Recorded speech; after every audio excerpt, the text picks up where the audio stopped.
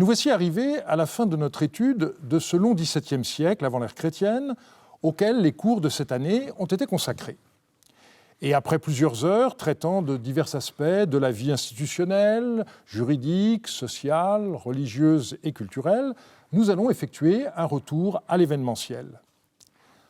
Nous commencerons par reprendre le fil de l'histoire politico-militaire, là où nous étions arrêtés, en étudiant les règnes des deux derniers rois de la première dynastie de Babylone, Amit-Saduqa, puis Samsu-Ditana. Dans un deuxième temps, nous analyserons l'événement qui clôt la séquence, à savoir la chute de Babylone vers 1595. Les règnes des deux derniers souverains de la première dynastie couvrent un demi-siècle. Selon le témoignage des listes royales, le trône fut d'abord occupé par Amit-Saduqa pendant 21 ans, de 1646 à 1626, puis par Samsu-Ditana pendant 31 ans, de 1625 à 1595. Je rappelle que je m'en tiens provisoirement à ce qu'on appelle la chronologie moyenne, tant qu'une chronologie plus définitivement assurée n'aura pas été établie. Nous allons donc examiner tour à tour ces deux règnes. Amit-Saduqa était le fils d'Amit-Ditana. Il existe un doute sur la durée de son règne. C'est le chiffre de 21 qui a été retenu par les historiens modernes sur la base de la liste B des rois de Babylone, mais il pourrait être à réduire d'1 ou 2 ans. Pour qui se limite à regarder ces noms d'années, rien de bien remarquable n'apparaît. Amit-Saduqa proclama un édit de justice de Misharum à son avènement, qui fut de manière exceptionnelle célébré dans le nom de sa première année. Son fameux édit, que nous avons étudié lors du 7e cours, date de ce moment. Une deuxième Misharum fut commémorée dans le nom de sa 10e année.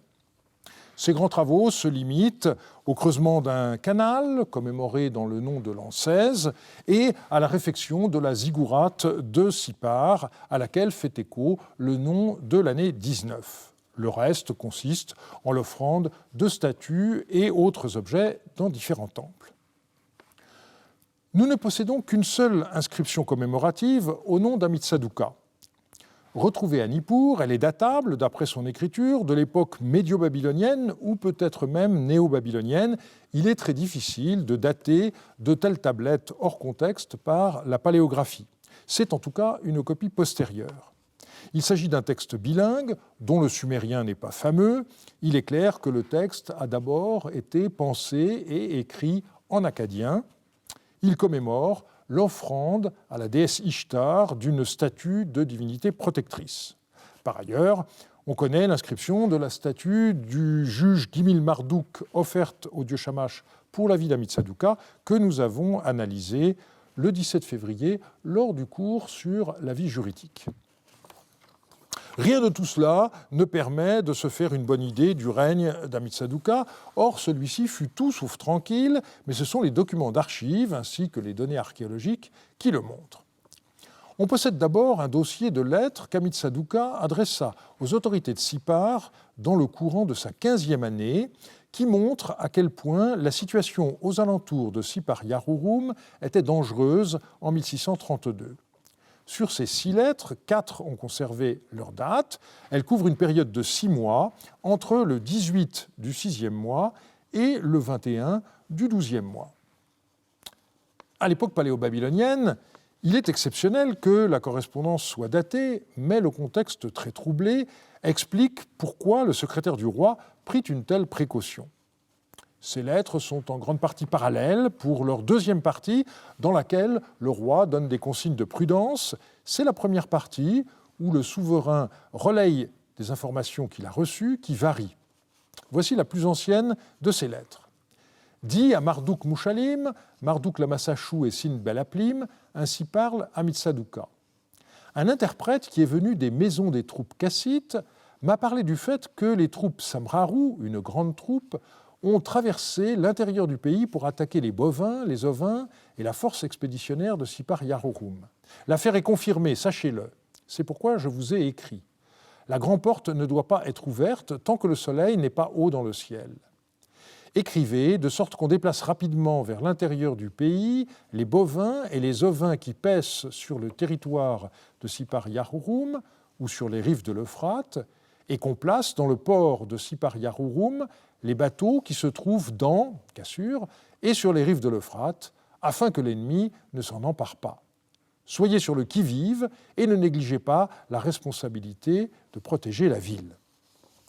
On voit que Sipar est dans des conditions d'alerte importantes. En temps ordinaire, les portes d'une ville étaient fermées durant la nuit. Les archives de Marie montrent qu'elles étaient même scellées simultanément par 3 responsables. On voit ici que le roi ordonne de restreindre la période d'ouverture. On ne doit ouvrir la grande porte au lever du jour, il faut attendre. Et pour éviter que l'ennemi ne s'empare des troupeaux de gros et petits bétail, il fallait les déplacer. Le roi ordonne enfin de regrouper toutes les embarcations dans le port de Sipar Yahurum.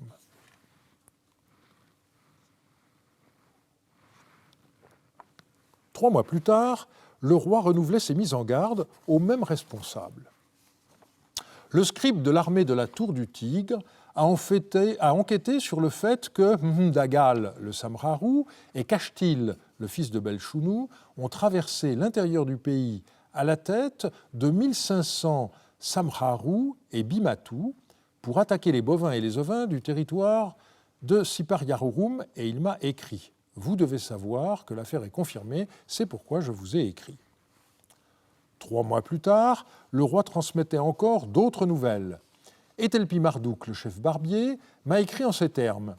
Les soldats soutéens au service de Tsadouka El et Doudou, le palefrenier de Rassoubigui, m'ont parlé en ces termes. Nous-mêmes, soit 20 soldats, sommes allés collecter les balles de céréales. Nous avons vu que des chars et de nombreux soldats à pied des troupes Bimatou et des troupes Samharou allaient vers Sipar Yahurum. Ils m'ont dit cela. La lettre se poursuit avec des instructions concernant la mise en sécurité des populations et des troupeaux. C'est la plus récente du dossier. Les informations de ces lettres sont très riches. Khaled Nachef les avait déjà commentées dans son compte-rendu de ABB7. Le commentaire peut maintenant intégrer les données supplémentaires publiées par Franz van Koppen dans son article récent sur les Kassites, qui a pu intégrer également les données du recueil Qusas 8, mais pas celles de Qusas 29, un volume paru trop tard pour qu'il ait pu en tenir compte. Le premier point à examiner est la désignation des troupes hostiles. Il est question de 1500 hommes qualifiés de Samharou et de Bimatou. Dans les textes de Dourabi Yeshour, il est question de grains donnés pour les rations de Kassite Bimatou. On a donc bien l'impression que les Bimatou sont un sous-groupe des Kassites. Dans ces textes, il s'agit de troupes de mercenaires intégrées à l'armée babylonienne. On a désormais une trentaine de références, toutes datées du règne d'Abi Yeshour. 50 ans plus tard, dans les lettres d'Amit Sadouka, il s'agit de troupes hostiles. Et on notera que leur chef porte le nom cassite de Kashtil. Par ailleurs, les lettres d'Amit Sadouka mentionnent un deuxième groupe, les Samharou, qui étaient inconnus jusqu'alors, pratiquement. Comme cet ethnonyme persiste à l'époque cassite, il est vraisemblable qu'il s'agit d'un autre groupe de Kassites. Dans les lettres d'Amit Sadouka, ils sont hostiles, mais dans un texte administratif daté du mois 9 de l'an 15 d'Amit Sadouka, un groupe de Samharou reçoit des jarres de bière. On peut se demander s'il ne s'agit pas d'une délégation venue parlementer. Nous ne devons donc pas appliquer des schémas d'explication trop simples. Différents indices permettent de proposer un début de scénario assez probable. Les Kassites sont arrivés en Babylonie comme envahisseurs, il est vrai, d'abord en l'an 9 de Samsu-Iluna, puis 30 ans plus tard, en l'an 2 d'Abi Yeshour. Certains d'entre eux ont ensuite été intégrés comme mercenaires dans l'armée babylonienne, ce qu'on voit surtout sous Abi Yeshour. En l'an 15 d'Amit Sadouka, on voit des Kassites à nouveau hostiles. Pour Seth Richardson, il s'agit de mercenaires rebelles. Je suis sensible, pour ma part, au fait que les Samharou n'étaient pas mentionnés sous Abi Yeshour. on ne doit pas exclure l'arrivée d'une troisième vague de Kassites, et certains textes mentionnent un interprète venu des maisons des Kassites, ce qui va dans ce sens. On n'a pas affaire à des gens qui descendent de Kassites installés en Babylonie depuis plusieurs décennies, car ceux-là étaient assurément devenus bilingues. Il nous faut attendre plus de 2 ans pour avoir à nouveau une idée des événements. Lorsque les archéologues belges ont fouillé en 1975 sur le site de Tel Edder la maison d'Urutu, ils y ont relevé des traces d'incendie sans ambiguïté. Mais il y a plus. Ils ont en effet retrouvé des tablettes sur le chemin qui mène de la salle d'archives au fond de la maison jusqu'à l'entrée. Clairement, des habitants ont voulu sauver certains textes. Ce qui a été retrouvé est formé par ce qui n'a pas pu être sorti de la maison. Comme toujours, le problème d'un incendie est de savoir s'il était circonscrit à une maison ou à un quartier, ou s'il était plus général. Dans le premier cas, il peut s'agir d'un incendie accidentel. Dans le second, il est plus vraisemblable qu'on a affaire à une destruction volontaire. Nous savons maintenant que Tel Edder, l'antique Sipar Amnanum, a été complètement abandonné après l'an 18 d'Amitsaduqa. En effet, tous les textes de Sipar postérieurs à cette année-là proviennent de l'autre Sipar, Sipar Yahurum, c'est-à-dire le site de Abu Habba. Cela ne nous donne toujours pas d'indication précise sur ce qui a eu lieu. Simplement, il est difficile de ne pas mettre cette destruction en rapport avec ce qui s'est passé 3 ans plus tôt. On peut penser que des bandes de Kassites Bimatu et Samraru ont poursuivi leurs menées hostiles et ont réussi à détruire Sipar Amnanum, mais cela reste actuellement de l'ordre de l'hypothèse. De la même manière qu'à Sipar Amnanum, les archives de Haradum, en amont sur l'Euphrate, s'arrêtent en l'an 18 d'Amitsaduqa. Qu'on ait affaire à une destruction brutale est indubitable. Dans pratiquement tous les bâtiments sont apparus des pans de murs écroulés, des briques brûlées, des charbons de bois, des poutres calcinées et des cendres. Mais la structure des archives privées retrouvées dans les maisons est étonnante. On n'y trouve pratiquement aucun titre de propriété, pas de contrat d'achat, de partage d'héritage, de mariage, etc. Il est donc possible que les habitants aient pu emporter avec eux les tablettes à leurs yeux les plus importantes. Cela signifie peut-être qu'ils espéraient revenir chez eux, mais tel ne fut pas le cas. Ce qui est frappant, c'est qu'aussi bien dans la maison d'Urutu à Sipar Amnanum que dans la maison 7 à Haradum, le texte date, la date du dernier texte est très proche. À Sipar Amnanum, il s'agit du 26 du mois 5. À Haradum, c'est un mois plus tard, le 20 du mois 6. Chez Urutu, il s'agit de prêts, et il est très important de prendre en considération la nature de ces textes. Cela signifie que le prêteur, chez qui les contrats ont été retrouvés, avait confiance dans l'avenir. Donc, la destruction fut manifestement inattendue. Il en va de même à Haradum, où le dernier occupant de la maison 7 s'engageait à procurer à échéance de 2 mois à un client un esclave provenant de Haute-Mésopotamie, sous peine de devoir verser un tiers de mine d'argent. Là aussi, l'attaque fut manifestement inattendue. Pour autant, cela ne signifie pas que la région ait dès lors échappé au contrôle des rois de Babylone. On a vu qu'à Yablia al-Kapim, le site de Chichine, on a retrouvé un prêt qui date de l'an 15 de Samsu-Ditana, et j'ai déjà signalé qu'en 1989, la mission de Terka avait découvert quelques contrats de vente de terre datés d'Amitsaduqa et de Samsu-Ditana. Ces tablettes sont malheureusement encore inédites et on ne connaît pas la date. Je suppose que les noms des rois figurent dans le serment puisque rien n'a été dit sur la présence éventuelle de noms d'années.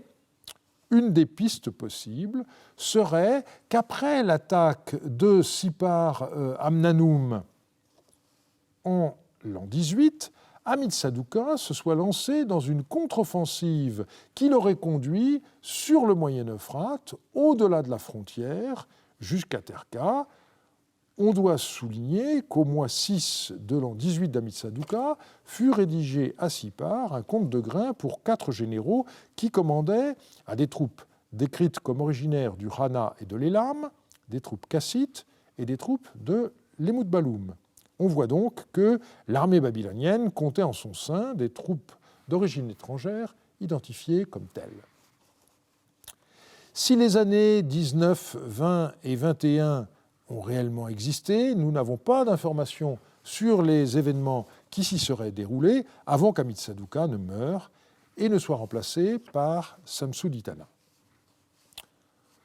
Comme toujours, l'absence de tout texte narratif nous empêche de donner un récit, même incomplet, des événements ayant conduit à la chute de Samsu-Ditana et du même coup de la première dynastie de Babylone. L'étude du règne de Samsu-Ditana est manifestement obérée par le fait que nous savons qu'il a mal fini, mais nous devons l'étudier pour lui-même sans visée téléologique, de la même manière que le règne de Louis XVI peut et doit être étudié autrement que pour y scruter les signes annonciateurs de la Révolution française. Il me faut commencer par écarter la suspicion que Seth Richardson a jetée sur l'origine de Samsu-Ditana dans une étude publiée voici 15 ans.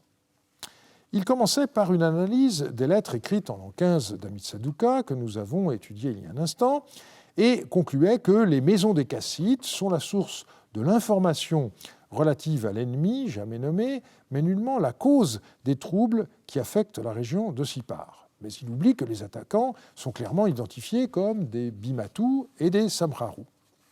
Il montrait ensuite à quel point les forteresses des campagnes avaient joué un rôle important à la fin de l'époque paléo-babylonienne. Elles étaient tenues par des soldats d'origine ethnique très variée. Il suppose donc que l'ennemi mentionné dans les lettres de l'an 15 d'Amit-Saduqa n'était pas formé par des Kassites, mais par des soldats rebelles, ce qui, il faut l'avouer, n'est qu'une hypothèse sans aucune base assurée.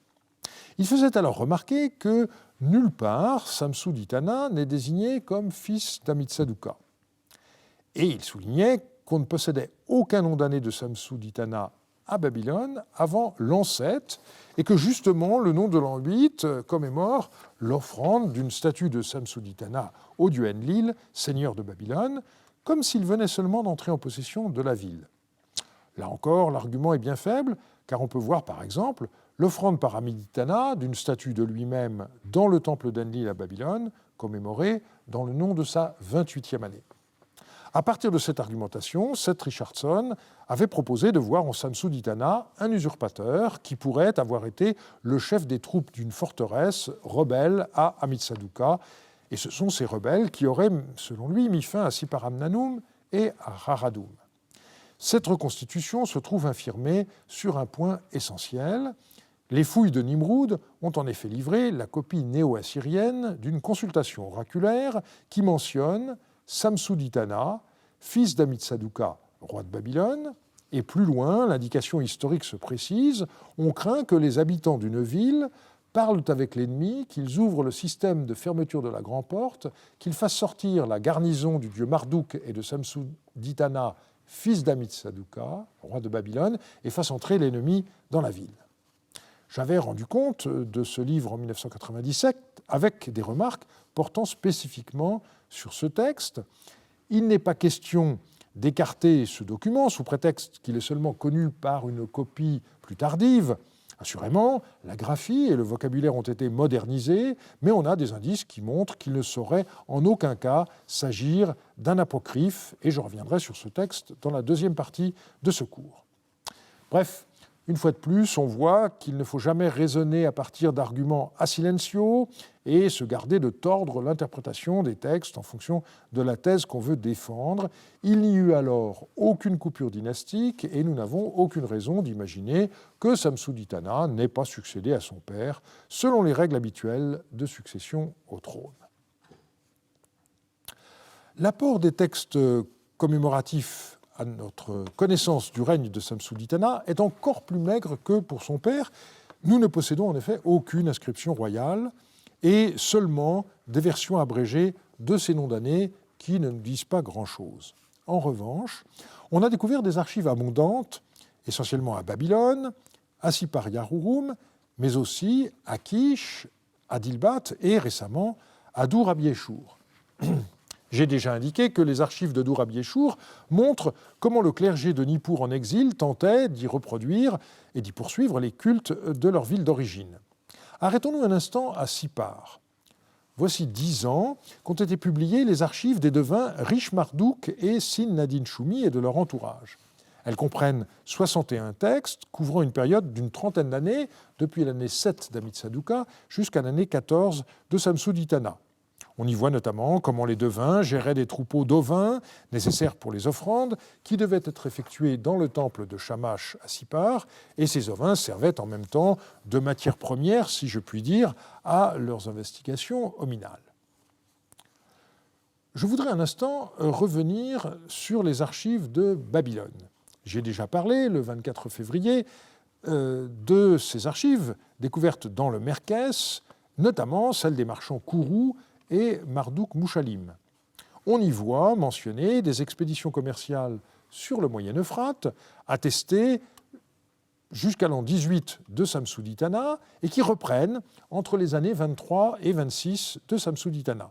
Un texte illustre même la visite de Hittites qu'on peut supposer être des messagers. Peut-on dater l'arrêt de toutes ces archives ? Dans l'état actuel des publications, on ne connaît pas de texte de Durabi-Eshour postérieur à l'an 15 de Samsuditana. À Babylone, la limite est l'an 26. Je rappelle que, selon la liste royale dite liste B, le règne de Samsuditana est censé avoir duré 31 ans, mais la chose n'est pas totalement assurée. En effet, le scribe qui a écrit la liste la plus complète de ces noms d'années n'a noté les formules que jusqu'en l'an 26. Alors on pourrait dire qu'il s'agit d'un hasard, mais Babylone pourrait bien avoir été détruite dès l'année 27, et les archives du Merkès, qui s'arrêtent en l'an 26, témoigneraient en faveur de cette date. Et je dois rappeler que Koldewey, en fouillant, avait relevé dans ses sondages des traces très nettes d'une destruction du quartier systématiquement incendié. Quoi qu'il en soit, comme bien souvent, les archives ne montrent pas de signes annonciateurs d'une chute immédiate. Elles dénotent toutefois une situation économique précaire que nous avons analysée le 24 février, et on relève par ailleurs quelques signes de graves difficultés. Nous ne possédons que 4 lettres écrites par Samsuditana, dont 2 seulement sont à peu près conservées. L'une d'elles montre des préoccupations très ordinaires. Il y est question de tortues qu'on doit attraper et faire parvenir pour le rite d'offrande aux morts, le kispoum, du mois de Aboum. L'autre lettre montre cependant que la période n'était pas rose. Le nom des destinataires a disparu, mais le contenu de la missive montre qu'il s'agit des responsables de Sipar Yahurum. Je cite : « Quant au fait que vous m'avez écrit ainsi, le grain qui existe dans le territoire de Sipar Yahurum ne doit pas être laissé entasser à l'extérieur à la vue des troupes ennemies. Que notre Seigneur ordonne que des instructions nous soient écrites pour que la grande porte de Shamash soit ouverte, de sorte que ce grain puisse entrer dans la ville. Voilà ce que vous m'avez écrit, reprend Samsuditana. Et il ajoute : dès que le grain des cultures autour de la ville aura fini d'être moissonné, ouvrez la grande porte de Shamash et installez-y des juges jusqu'à ce que le grain des cultures autour de la ville ait fini d'être moissonné et transporté. Ne négligez pas la surveillance de la grande porte. On est donc dans une situation où la ville est complètement fermée. On craignait manifestement que l'ennemi ne mette le feu aux tas de céréales si on les laissait sur place après la moisson. Le roi donne donc des instructions très précises pour faire une exception à la clôture complète de la grande porte de la ville. Encore une fois, la façon qu'avaient les anciens Mésopotamiens de parler de l'ennemi anonymement est très frustrant, et par ailleurs, cette lettre ne comporte malheureusement pas de date. Il faut maintenant aborder une autre lettre célèbre dans l'historiographie, à savoir ABB 6, 24. Elle mentionne les maisons d'Agoum. Or, Agoum est, dans les listes royales babyloniennes, le nom d'un des premiers rois kassites. Le document était très endommagé, mais récemment, Franz van Koppen a indiqué qu'il avait fait un joint avec un autre fragment publié dans le même recueil, ABB 6, 186.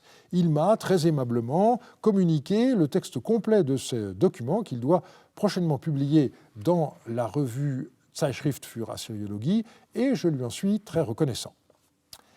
Il s'agit d'une lettre d'Ibn Enlil, dans laquelle celui-ci se contente de recopier pour son supérieur une lettre qu'il a écrite au roi. Le nom de celui-ci n'est pas donné, mais on connaît bien l'auteur de la lettre, car cet Ibn Enlil était un haut responsable de Sipar Yarurum, attesté de nombreuses fois sous le règne de Samsu-Ditana. Voici donc ce texte en avant-première. « Dis à mon chef, ainsi parle Ibn Enlil. Dans ma lettre, j'avais écrit ceci à mon seigneur. La nuit du 14 du mois 2, la nombreuse troupe ennemie qui avait installé des camps tout autour de la ville, la nuit était à la 3e veille, a attaqué l'ennemi de ton, Cassur, et il a combattu cette troupe. Tandis qu'ils ont passé la nuit dans un trou, nous avons pris position plus haut. Ils ont pris le contrôle du canal extérieur du rempart inférieur de Sipar et ont occupé le quai.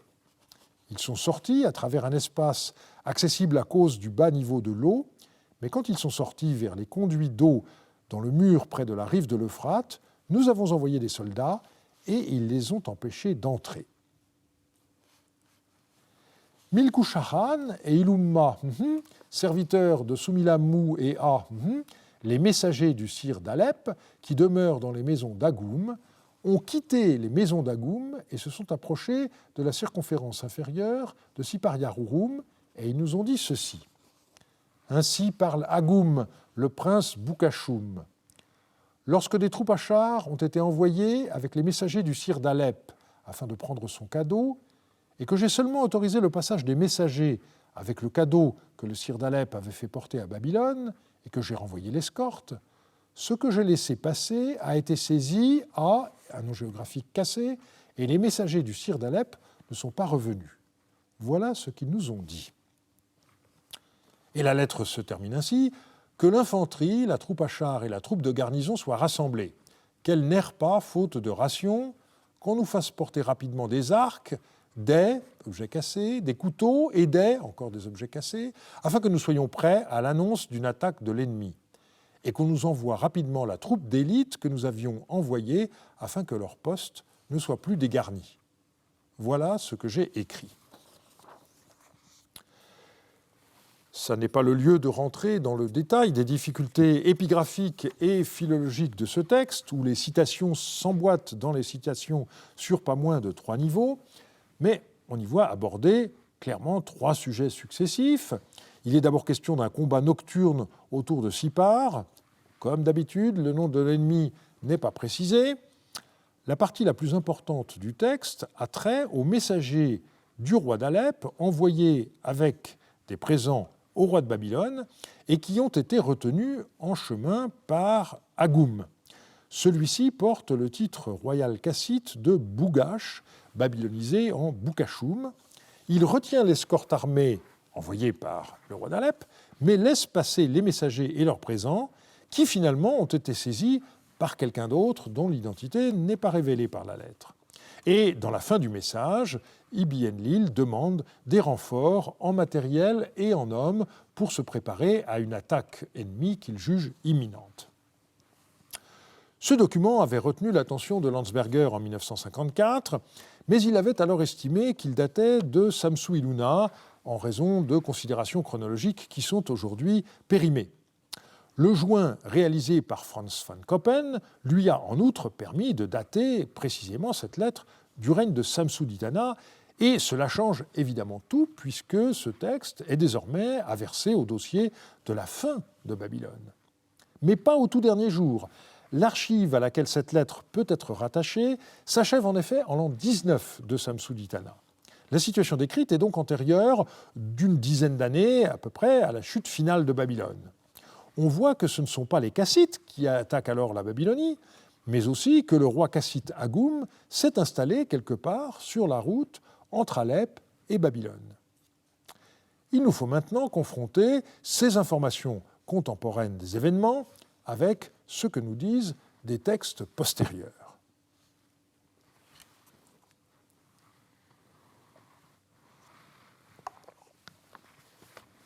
La chute de Babylone, l'événement et sa mémoire, j'emprunte le sous-titre de cette deuxième partie du cours d'aujourd'hui au livre de Jean-Jacques Glasner, qui s'est livré à une enquête analogue à propos de la chute d'Akkad vers 2200 avant l'ère chrétienne, donc 6 siècles environ avant la chute de Babylone.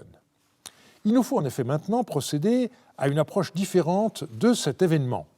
Puisque les textes contemporains dans le royaume de Babylone ne nous livrent que peu d'indices, il faut chercher à l'extérieur, mais surtout dans des textes plus tardifs qui se font l'écho de la chute de Babylone, avant de revenir à l'interprétation des données contemporaines. Le dossier s'est en effet beaucoup enrichi ces dernières années. Je dois commencer par évoquer rapidement un problème assez technique, celui de la chronologie absolue. En soi, la question peut paraître assez simple. Il s'agit d'établir un synchronisme entre les listes des rois de la première dynastie de Babylone, qui s'achève avec Samsu-Ditana, et celle des rois kassites. Le premier d'entre eux qui soit documenté par des textes contemporains est Kara-Indash, qui est seulement le 16e de la liste. Et selon la chronologie moyenne, son règne se situe à la fin du XVe siècle. On a donc une sorte de trou documentaire qui dure plus d'un siècle et demi entre la fin de Samsu-Ditana et Kara-Indash. Et la question est de savoir si l'on a effectivement affaire à une sorte d'âge obscur ou si la dynastie kassite n'a pas été en partie parallèle à la fin de la première dynastie de Babylone. La durée de ce parallélisme réduirait d'autant notre trou documentaire et obligerait à adopter une chronologie plus basse. Voilà une vingtaine d'années, le débat a été relancé par le regretté Hermann Gasch, qui avait proposé de baisser la chronologie d'environ un siècle en partant de l'évolution de la céramique. Depuis, les propositions n'ont pas manqué, privilégiant telle ou telle approche, astronomie, dendrochronologie, etc. L'enjeu est de taille. Il est donc essentiel de mieux comprendre les circonstances de la chute de Babylone. Une première remarque s'impose. Il a existé un texte sumérien relatif à la chute d'Akkad, appelé par les modernes la malédiction d'Akkad. 2 siècles plus tard, vers 2000, c'était la fin de la 3e dynastie d'Ur, qui a été rappelée par plusieurs lamentations rédigées par la suite, la lamentation sur Ur et la lamentation sur Sumer et Ur. La chute d'Ur, avec le détrônement de son dernier roi Ibissine, a surtout donné lieu à une historiographie antique considérable qui vient d'être étudiée dans un livre très important dû à Hans-Peter Schauding, qui s'intitule « Expliquer le désastre, tradition et transformation de la catastrophe d'Ibissine dans la littérature babylonienne ». Rien d'équivalent n'existe pour la chute de Babylone. Seth Richardson a récemment indiqué que cette absence est en elle-même révélatrice de la gravité de l'événement. D'autant que, comme nous l'avons vu dans le cours précédent, on copiait encore sous Amitsaduqa la lamentation sur Ur. Il existait donc des scribes qui auraient eu la compétence pour écrire un texte de ce genre si les circonstances l'avaient permis. Cette absence de mémorialisation de l'événement pourrait indiquer une rupture importante après la fin du règne de Samsu-Ditana, mais il faut avouer qu'un tel argument a silencio n'est pas décisif. Je voudrais maintenant présenter les sources postérieures qui nous donnent des informations sur la chute de Babylone. À commencer par les listes royales, la liste A des rois de Babylone énumère à la suite la première dynastie de Babylone, la première dynastie du pays de la mer et la dynastie kassite, mais cela n'empêche pas qu'en réalité, ces 3 dynasties aient été en partie contemporaines. Par ailleurs, depuis longtemps, le rôle des Hittites dans la chute de Babylone a été considéré comme crucial. Il est évoqué par une chronique tardive, publiée par Leonard King dès 1907, et qui dit « Au temps de Samsu-Ditana, les Hittites marchèrent sur Akkad, c'est-à-dire la Babylonie. » Jean-Jacques Glasner avait commenté ainsi le passage, je cite, « On relève la mention de la prise de Babylone par les Hittites, laquelle met fin à la dynastie de Hammurabi et ouvre l'accès de la ville aux Kassites. Sefer dire beaucoup plus à ce passage que ce qui s'y trouve. En réalité, on le lit à la lumière d'un texte hittite, l'édit de Télépinou. Le récit des réformes administratives de ce roi y est précédé par le récit des hauts faits de son grand-père, Mursili Ier. Après avoir envahi la Syrie du Nord et conquis le royaume d'Alep, Mursili poursuivit ses exploits, je cite le texte, « Plus tard, il alla à Babylone, il détruisit Babylone et combattit les troupes hourites, il garda à Hattusha les déportés de Babylone et ses dieux. » L'image qui se dégage donc de la lecture combinée de ces deux textes est la suivante. Le roi hittite Mursili, après avoir conquis Alep, s'engagea dans la vallée de l'Euphrate et mena un raid jusqu'à Babylone. Selon une façon de faire classique, il priva la capitale babylonienne de la protection de sa divinité principale en emportant la statue de culte. Il agit donc de la même manière que les Élamites au moment de la chute d'Our qui avaient déporté la statue du dieu Nana, protecteur de la ville, dans leur capitale, Anshan. Autre texte important, l'inscription dite d'Agum Kakrimé. C'est une désignation qui est sans doute inexacte car le terme Kakrimé apparaît après une cassure et ne fait sans doute pas partie du nom du roi. On n'en connaît que des copies tardives sur 2 tablettes de la bibliothèque d'Assurbanipal à Ninive. Le texte commence par le nom du roi, sa généalogie et ses épithètes et se termine par une invocation au dieu prié de bénir le souverain. Le corps du récit est rédigé à la première personne. Agum y raconte comment il reçut l'ordre des grands dieux de ramener Marduk à Babylone. Après avoir reçu une réponse favorable de Shamash à sa consultation oraculaire, il envoya une ambassade, je cite, « au loin, dans le pays des Ranéens, et ils prirent Marduk et Zarpanitum par la main. » Fin de citation. Autrement dit, les envoyés d'Agum ramenèrent les statues de ces 2 divinités à Babylone. Agum leur fit faire à grands frais de nouveaux vêtements, il les orna de bijoux, il restaura le temple et sa guilde, ce qui nous vaut une description des portes ornées de figures apotropaïques. La suite du texte, rédigée à la 3e personne, énumère les dons et exemptions dont le roi fit bénéficier les artisans et les prêtres qui avaient participé à cette restauration. L'élément le plus important pour notre enquête est la mention du fait que les statues de Marduk et Zarpanitum n'auraient pas été emportées par les Hittites jusque dans leur capitale Hattusha, au cœur de l'Anatolie, mais laissées en chemin dans le pays des Ranéens, c'est-à-dire sur le Moyen-Euphrate, dans la région de Terka.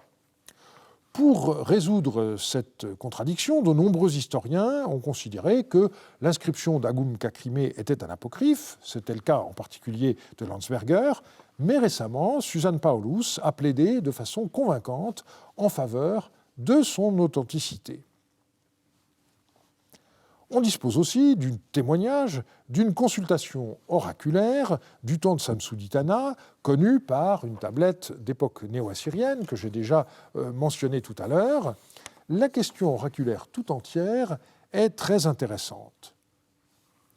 Shamash, seigneur du jugement, Hadad, seigneur de l'inspection, au cours de ce mois jusqu'au 30e jour et le mois suivant jusqu'au 2e jour, selon les techniques de divination, cette ville sera-t-elle sûre? Sera-t-elle tranquille et en sécurité? L'armée des Élamites, l'armée, puis Cassur qui se termine par Ratou, le corps d'infanterie, l'armée cassite, l'armée d'Idamarats qui est stationnée dans l'Idamarats et les troupes étrangères qui les accompagnent, l'armée du Hanigalbat et les troupes étrangères qui sont avec eux, l'armée des Samharou et les troupes étrangères qui sont avec eux, l'armée des Dashushtu, tous les chasseurs, ces troupes auxiliaires et de réserve et les troupes étrangères qui les accompagnent, les troupes ennemies, autant qu'il y en a, qui sont hostiles envers Marduk et Samsuditana, fils d'Amitsaduka, roi de Babylone, et sont constamment à la recherche de stratégies et actes hostiles, du plus petit au plus grand. Ils ne le feront pas, que ce soit de jour ou de nuit, contre cette ville, sa population, chaque être humain, quel qu'il soit, tout ce qui se trouve dans cette ville, en dérangeant, en renversant, en poussant, en se révoltant, par la ruse, par le siège, par les beaux discours, en sapant, par pure puissance, en encerclant, en amoncelant de la terre, en provoquant la détresse, en coupant l'approvisionnement alimentaire, en faisant des brèches dans les murs, par tour de siège, par bélier, par griffe, par échelle, par des engins perçants, en coupant à travers le mur, par une rampe, en semant la confusion, en provoquant la panique, par le poignard du voleur, par la faim, par la famine, par le manque, la soif, le trempage dans l'eau, la nuit, en plein air, par autant d'astuces qu'il y en a. Ils n'encercleront pas les armées stationnées dans la ville, n'est-ce pas? Et on attend que les dieux répondent par oui ou par non à ce genre de questions. Alors, on a une formulation qui est tout à fait typique des textes de ce type. Il faut envisager toutes les possibilités, d'où l'accumulation. Le texte ne dit pas que la ville à propos de laquelle on interroge les dieux est Babylone, mais le plus intéressant est l'énumération des ennemis potentiels. Et il faut bien insister sur le fait que ce sont des ennemis potentiels. On énumère tout en essayant de n'oublier personne. Et donc, on doit relever une absence qui est celle des Hittites. Au moment où cette consultation a été faite, ils n'étaient manifestement pas considérés comme un danger. Et par ailleurs, on doit relever la distinction qui est faite ici entre les troupes kassites et les Samharaux. Encore un texte postérieur, un texte de donation, qu'on appelle un koudourou, du roi kassite Kadashman Harbe, qui régna vers 1400, publié en 2014 par Suzanne Paulus, et dans lequel figure un rappel historique. Je cite, « Quand, sous Samsu-Ditana, les frontières de Sumer et d'Akkad furent altérées par la rébellion des Amorites, l'attaque des Chanéens et l'armée des Kassites, le plan du pays a été modifié et ses limites défaites. » Le texte met surtout l'accent sur le fait que, suite à la décomposition politique, les limites territoriales traditionnelles disparurent. Et par contraste, le roi Kadashman Harbe, qui a procédé à une recadastration du pays, pourrait-on dire, peut donner un territoire de 13 km² à un devin nommé Marduk Shamshi Ili dans la région du Tigre. On voit que cette allusion ne doit pas être considérée comme très précise, mais elle donne à penser que le lieu clé de la chute de Babylone est à rechercher dans la région du Moyen-Euphrate. Passons maintenant à un texte tout récemment publié par Elise Sommer, l'épopée de Gulkishar. Les fouilles du XIXe siècle à Nippur ont exhumé plusieurs fragments d'une tablette d'époque kassite qui retranscrit un texte auquel elle a donné ce titre d'épopée de Gulkishar, d'après le nom du roi du pays de la mer qui en est le héros. Après une lacune initiale de 4 lignes, on a un discours de Gulkishar à ses soldats dans lequel le roi déclare notamment « Je crie et comme Adou je fais apparaître les nuages. Je vais assombrir le jour pour l'armée de Samsu-Ditana. Je frapperai leur masse et la ferai tomber. Je disperserai leurs contingents et en remplirai la steppe. » Et un peu plus loin, « Je placerai ma renommée dans les 4 coins du monde et le pays de la totalité louera mon héroïsme. » À la ligne 21 du revers, un personnage intervient, je cite, « Il parle à Gulkishar, le plus grand des hommes. » Et à la fin, la déesse Ishtar s'adresse manifestement à Gulkishar. Elle est décrite comme, je cite, « la bien-aimée du pays de la mer ». Qui donc est ce Gulkishar ? Les listes royales qui donnent la liste des rois du pays de la mer en la situant entre les rois de la première dynastie de Babylone et ceux de la dynastie kassite, situent Gulkishar comme 6e roi de sa dynastie. Et donc on voit qu'il est contemporain de Samsu-Ditana grâce au texte de l'épopée. On possède désormais des synchronismes pour ses prédécesseurs. Illimailum, nous l'avons vu l'année dernière, est contemporain de l'an 30 de Samsu-Iluna, et nous avons vu il y a quelques semaines que Dami-Kilishu était mentionné dans le nom de l'année 37 d'Amiditana.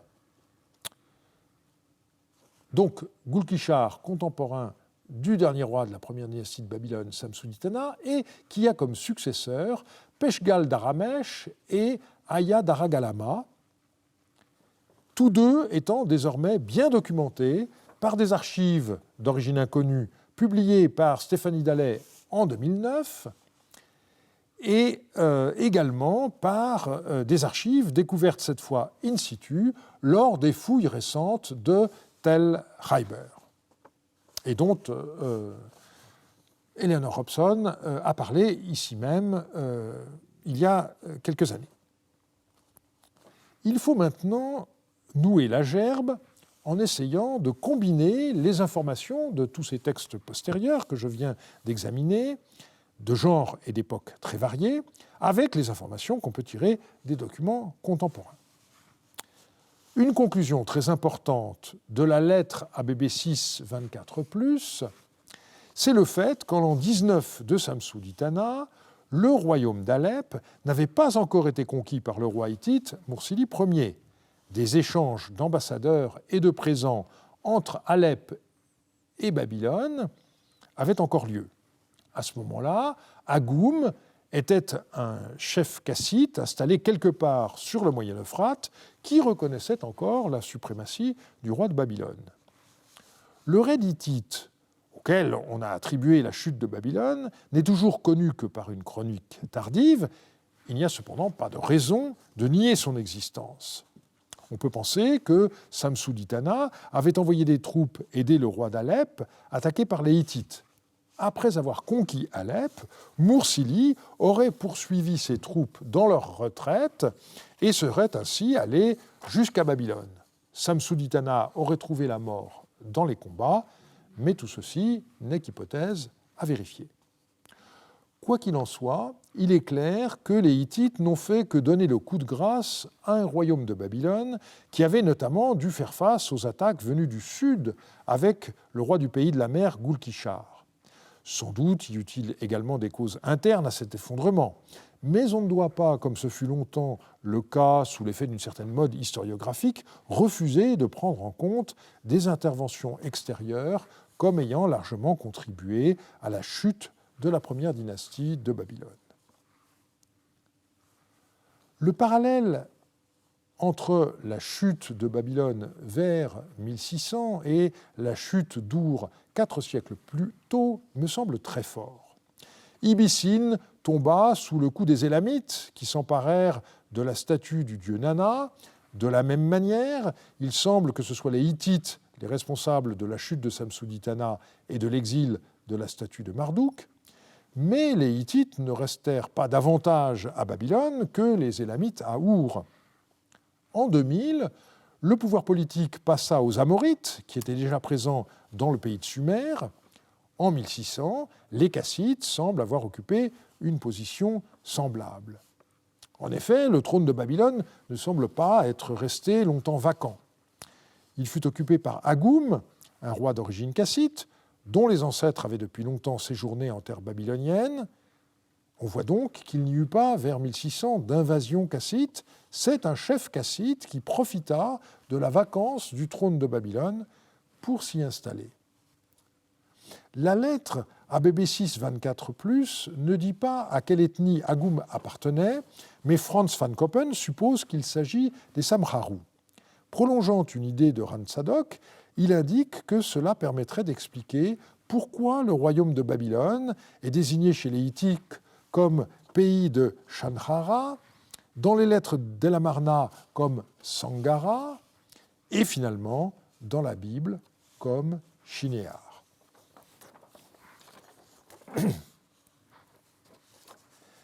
Les circonstances font que j'ai donné le dernier cours de ma 6e année d'enseignement au Collège de France dans un amphithéâtre vide, puisque notre maison respecte les consignes des autorités pour tenter d'éviter la propagation du coronavirus et l'extension de l'épidémie.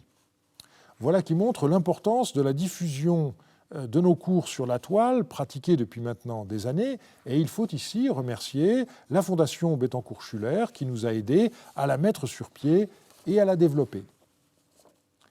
Nous espérons trouver les crédits nécessaires pour que cette politique soit poursuivie et élargie. J'ajoute que le colloque sur la ville d'Our, qui devait avoir lieu les 18 et 19 juin prochains, est reporté à l'année académique 2020-21. La date en sera indiquée sur le site du Collège de France dès que les circonstances permettront de la fixer. Et je souhaite dire ici que, malgré les difficultés, la poursuite de la recherche est possible. Certes, bibliothèques, archives, réserves des musées sont encore fermées et nous espérons vivement qu'elles rouvriront dès que possible, mais nous avons accumulé du matériel qui permet de continuer à travailler. C'est là que la dématérialisation caractéristique de ces dernières années montre un de ses bons aspects.